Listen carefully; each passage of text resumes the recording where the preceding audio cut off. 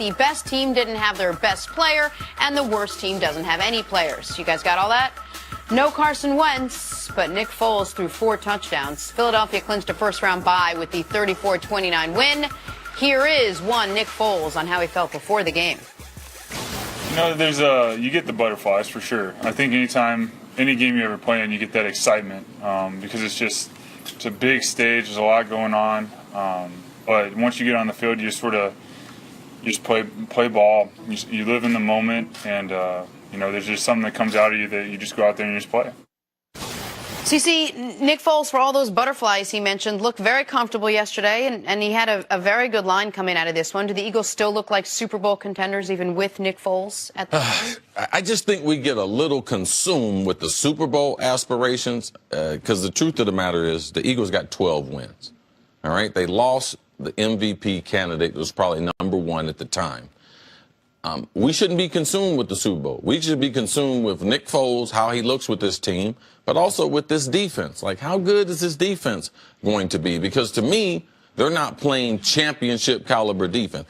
Eli Manning, they was getting ready to sign Eli to a contract extension at halftime with the Giants. I mean, he was carving them up with a rookie tight end and no wide receivers. So that part I'm still concerned about. Offensive line, there was still some seepage where Foles had some problems. When you face better teams, those will be an issue. They're one of the best teams in the NFC. They need home field advantage. I don't know if they're better than the Vikings. And the reason why I give the Vikings the advantage is the Vikings defense and their front, they can get after any quarterback.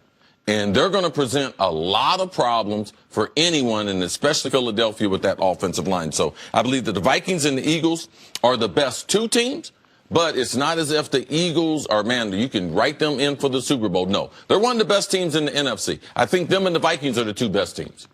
So I thought this was a great sign for Philadelphia. And I've been I said it, you cannot lose the MVP of the league and still go and make, much less win the Super Bowl.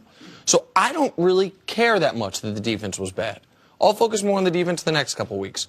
I don't care that they got fortunate. How can you not focus on the defense playing against Eli Manning? And you were shocked that their wide receivers were getting over. Tavares King. Listen, there's another game we were watching pretty closely. Agreed. But that wasn't my point of concern for Philadelphia going into the game was not the defense. Now, I understand it's a 3-game trend for the defense now. Last 3 games, they've allowed an average of almost 30 points a game. They're allowing teams. And 2 of those offenses were Seattle and the Giants. Got it. But I was focused in that game on Nick Foles because I wanted to see what was this Philly offense going to look like without the MVP. The first week under Nick Foles, or without the potential MVP. And the offense looked excellent. Now, again, I understand the but it was the Giants. I get all that. But Philadelphia, if I'm Philly, I feel better about this game than if we'd won 16-0.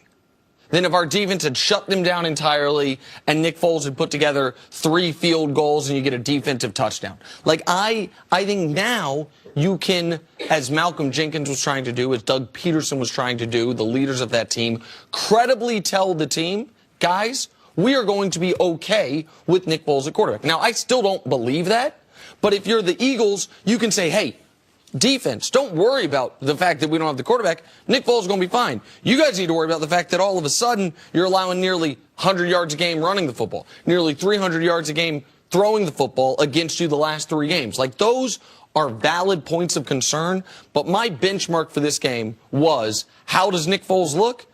And 4 touchdowns, no picks, and a 116 rating looks pretty damn good. I know I might be a little more critical than other people, but it's hard for me to leave the TV set. A team won 2 games and have lost 12. The other team, after the game, they won 12 and lost 2, and I'm going to feel warm and fuzzy about the game because the other team has won 2 games. They've been part of the storyline. You know the reason why? Because they have been historically bad.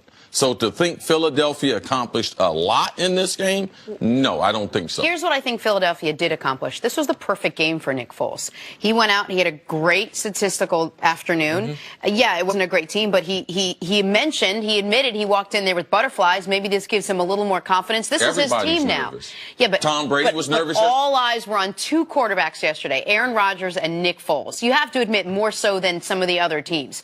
So for this guy to go in and replace an MVP candidate in Carson Wentz, to throw no interceptions, admitting that he was nervous. Of course it was the Giants, but that's why this was great for him. Maybe he doesn't have to be so consumed with everyone shining the spotlight on him moving forward. And Cece, go ahead. Jenna, they're 12 wins. The spotlight, if he thought that was a big stage in Giant Stadium that wasn't sold out, oh, they get bigger every week. And in 3 weeks, you know, we get into the playoffs and we're playing for life and breath. Right. He's going to have a reason to be nervous. Right, but I don't think the spotlight was on him because of the stage. The spotlight was on him because he was replacing Carson Wentz. And it doesn't matter who he was. And the guy he was replacing, by the way, the reason Carson Wentz was in the MVP discussion was because of his performance in the red zone during the season and his performance on third down. Nick Foles yesterday on third down, 107 rating. In the red zone, a 124 rating. He checked those boxes. Now, the Eagles as a whole, the coaches, they have more to focus on than just how did this one player do, how did the quarterback do. Hey, Dusty, didn't I say Nick Foles was going to play good? Yeah, didn't I say that they could still go to the Super Bowl? Yeah, you did. But I'm in the side that you cannot lose Carson Wentz to make the Super Bowl because of the downgrade at quarterback. Nick Foles took a enormous step in the right direction to prove me wrong. So, I just want to be fair about what Nick Foles did. I was going into that game, Jenna, I'm with you on this. I was going into that game focused on Nick Foles, not focused on the defense, because the defense wasn't playing without their best player. Everyone looks at Nick Foles as a backup. I don't look at him as a backup. The reason why? Because he has more starts than any of the other backups. I look at him as a starter. In Philadelphia, they wouldn't be a great team with Nick Foles, but they would still be a good team. Not to mention, the Eagles clinched a bye with yesterday's win, and that was also a little bit of pressure that was sitting on his shoulders. Well, Jenna, you on this pressure thing. It's pressure on everyone. I understand You know pressure. what? There's not a whole bunch of pressure when you got 11 wins, though. I already got 11 wins to the good. They only got 3 games left. They only had to win 2 more games to have home field advantage. So there's pressure on everyone, and for Nick to admit that in the pregame, I mean, I'm not surprised, but I'm not going to give him an extra 2 points for that. This is what you're supposed to do. You're an NFL quarterback, Nick. But, Cece, we were talking during the game about when it looked like the Giants could win. That if the Eagles had lost that game, forget the bye and the 1 seed and all that, you would have a 5-team race with 10 or 11 wins for all of them. Panthers, Saints, Rams with 10 wins, Vikings and Eagles with 11, which would mean all 5 of those teams would be eligible for the 1 seed or to be the wild card. All 5 of those teams would be fighting to be anywhere in that hierarchy. The Eagles winning there obviously continued to differentiate themselves, which was enormous because you've said one of the reasons you like Philly is because predicated on the playoffs going through Philadelphia. Yes. Right? You feel very differently if Nick Foles all of a sudden is the 3 seed. And they made sure last night they wouldn't be the 3 seed. Absolutely. All right, coming up, which NFC could ruin everything for the Eagles and the Vikings? Really, which team? That's next on First Things First. Let me see which one it is. Oh, I think I know which one it is.